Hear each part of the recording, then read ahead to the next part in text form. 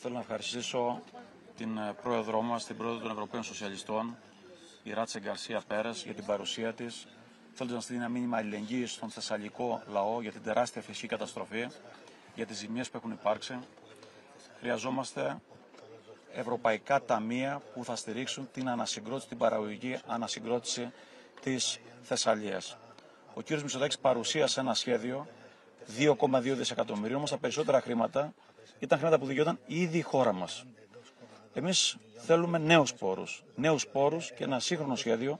Γι' αυτό προτείναμε από τη ΔΕΘ και μια task force με ομάδες εργασίας, που αυτά τα χρήματα να αξιοποιηθούν και με διαφάνεια και με ταχύτητα. Χωρίς ίχνος πελατειασμού που το ζήσαμε εδώ στον Ιαννό με την καταστροφή και την καθυστέρηση της, αν θέλετε, αντιμετώπισης όλων των παρενεργειών αυτής της περιπέτειας πριν 3 χρόνια.